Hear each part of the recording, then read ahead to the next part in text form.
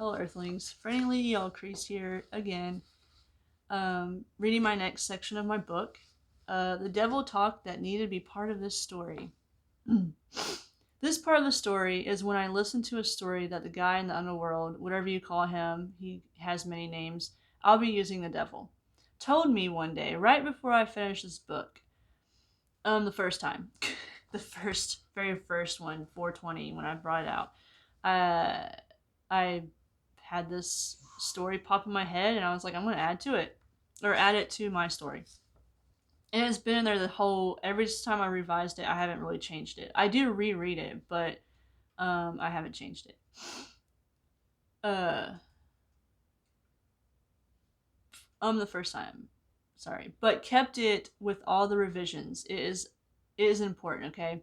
And he asked me to share it with the world, and I'm gladly doing that. Every story deserves to be told. You ever wonder why we relate to the devil so much?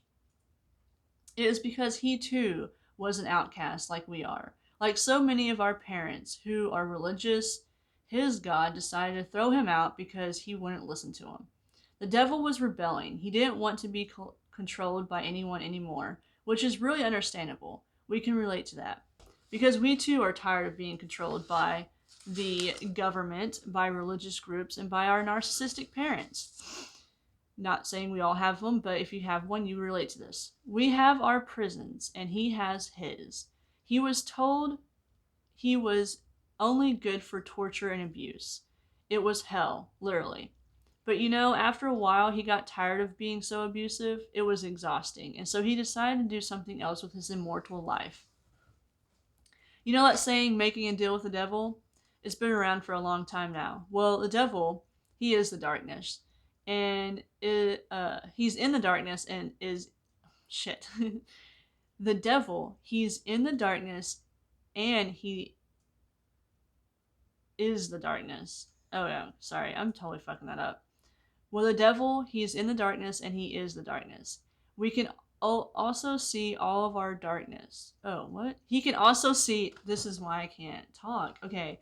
He can also see all of our darkness. God made it that way so he can torment us even when we are alive. Those like dark thoughts that pop in your head, but also like those dark thoughts that come from other people that pop in your head. Yeah, he was using that against us and making us go into the dark place, which I went there. So I totally had a conversation with him. So when he decided to be someone different that than what God made him out to be, he decided that when humans would go down that dark path against God looking for answers. Oh, I really should use commas better. Dark path against God, looking for answers. He was going to show us our true potential self instead of tormenting us. All those music artists that Christians would say was the devil's music, well, in a weird way, they were correct, but only because those humans decided to play music they wanted to play, and not some damn Christian music.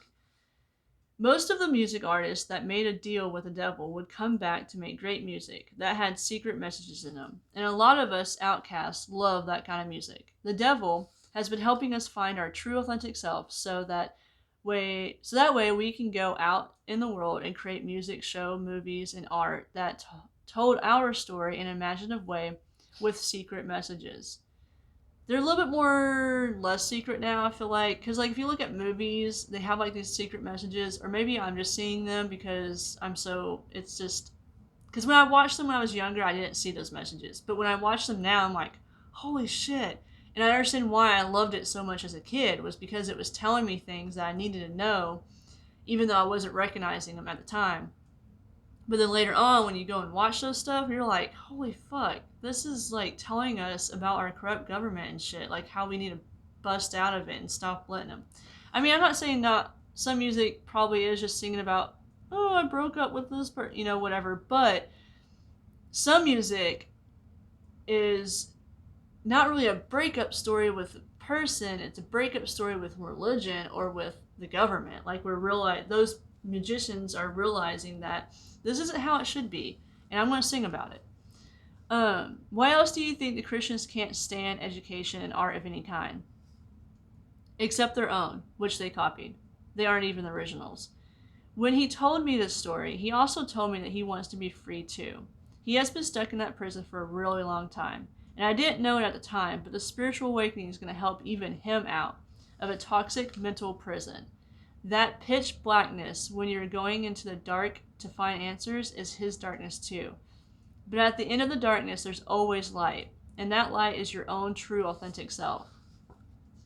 Darkness can only exist if light is present. So even though it might seem like the dark times are long, there will always be light.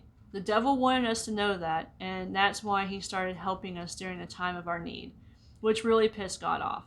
He figured if there were more humans being their true authentic self while up here on earth and not mentally trapped under God's rule, he can be set free. He too can be set free. The more truths are out in the open, the more the light is in the world. This story is important to our spiritual awakening because it shows that when creating anything in life, you need to be wise and careful with what energy you are manifesting. Manifest something cruel and destroy the earth and all living things is the evil of this world. For example, look at the world now and how it's been. These are religious groups with their narcissistic God created mass genocide, destructive weapons, and just so much hate. They blamed it all on the devil, and for a while he was part of it, but only part. Christians don't really need help with their destruction. They definitely got that going for them with years of practice. They love the control and the hate they feed off that greedy power. This goes for the Catholics too, by the way. Honestly, any organized, controlling group that doesn't matter what they name it. The devil had anger as well, being cast out and was lost and hurting.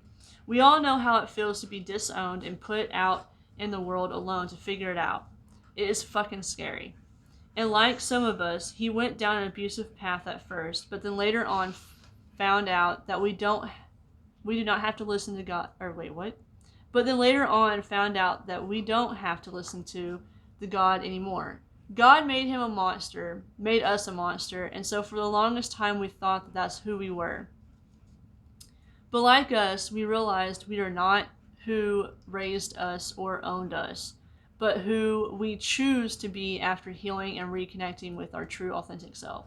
Sometimes being the villain is being a human being and doing what is right for humanity, even though society says it is not. So be the villain, but be the villain that is healing the world, not destroying it. Don't become the monster that you feared and hated. Become the hero you wished you had around when you was in the dark. Because if we look at villains, sometimes villains are just people who wanted us to see the truth about something, and so they made them out to be, like, I feel like the biggest, or an easy, simple comparison is like poison ivy. Ivy was just wanting to protect the plants because she realized how great they are and how wonderful they are. And I mean, the only people that she would really go around killing was the asshole, corrupt men, white men, who was saying that that's not true and blah, blah, blah, you know? In reality, she was the villain because she called them out on their bullshit.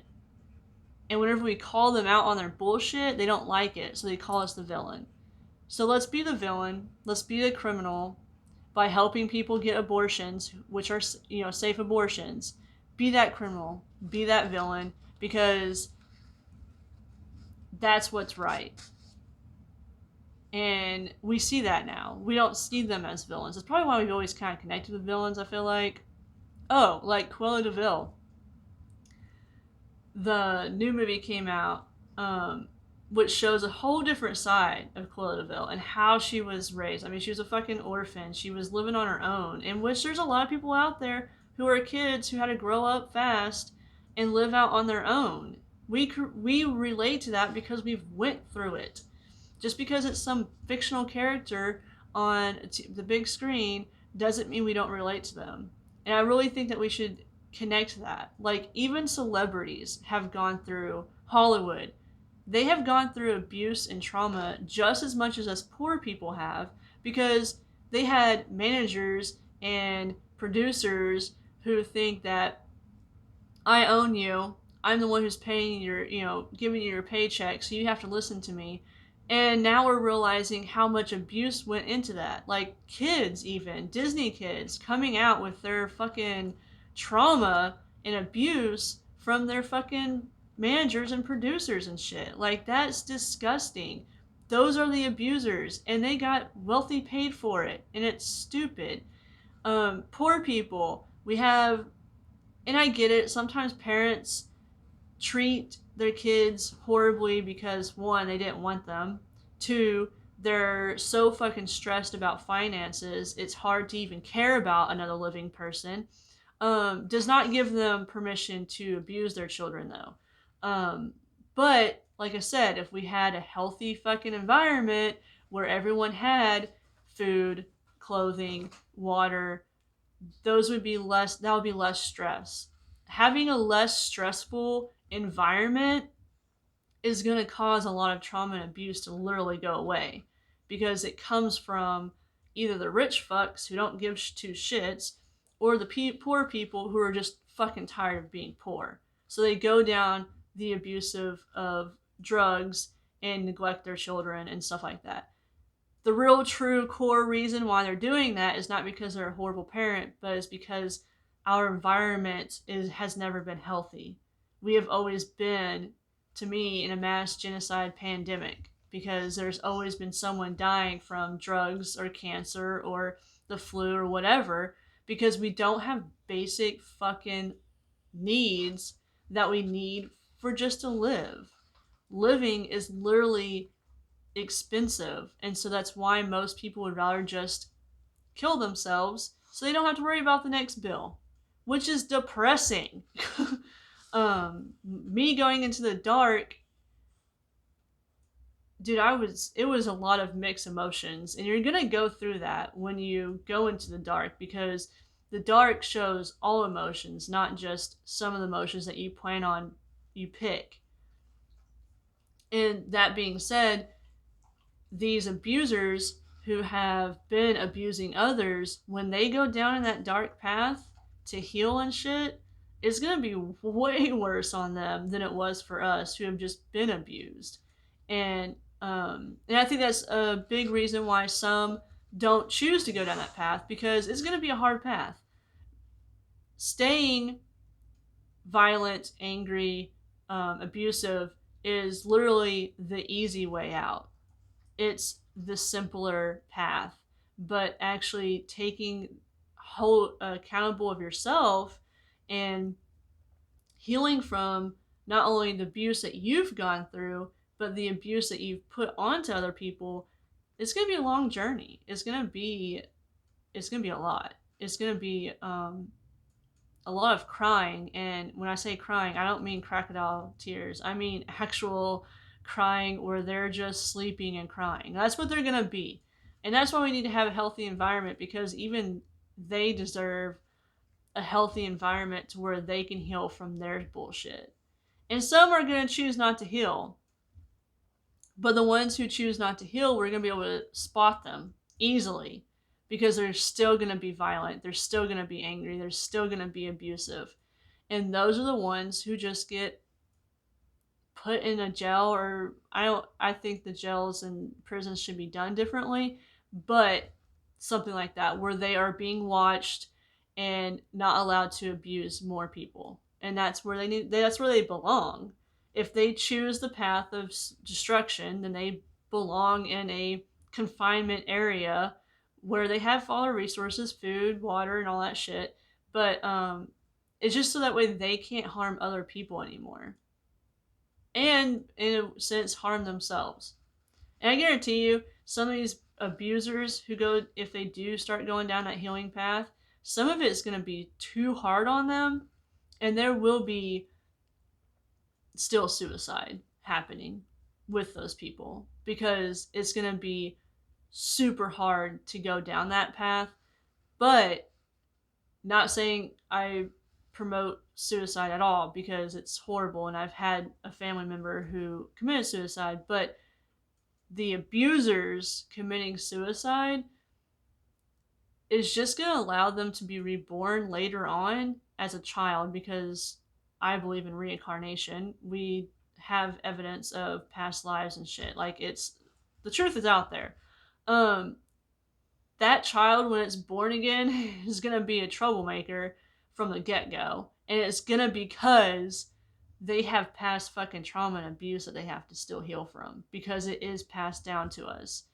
Your parents being traumatized and abused is passed down to you. Period. The end. If they didn't take the assertive and heal from it before having the children, then they're gonna pass some of that abuse and trauma to you.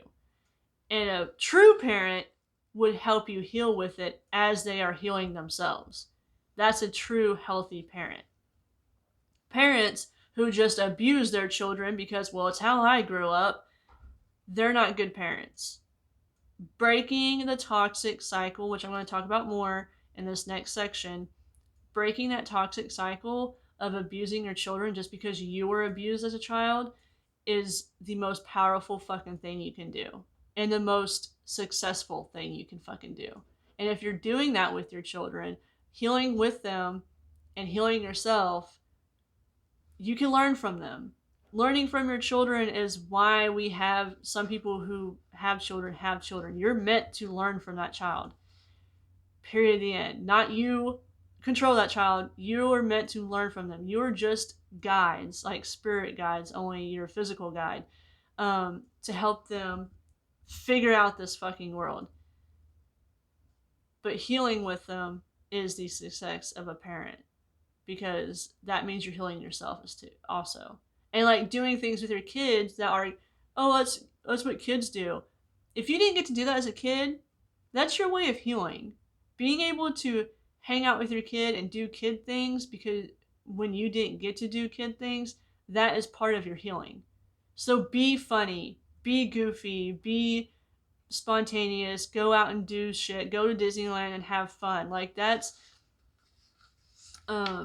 healing your inner child. Heal your inner child in the way you seem fit because only you know how to heal that inner child because you're the one who lived it. So yeah. Healing is exhausting too, but it's very fulfilling and totally worth it. Cuz I feel so much better about myself and I actually love myself. I actually trust myself. I respect myself. Um, and having that power within you is a beautiful thing. It's great. It's peace of mind. Even though the world's still chaotic, having that peace within yourself is what helps keeps you going. Literally. Literally. Cause yeah, I was in a dark place and very numb, and it was a rough journey, but it was well worth it. And it basically started right before the pandemic and during the pandemic. But yeah, until then, keep healing and stay kind.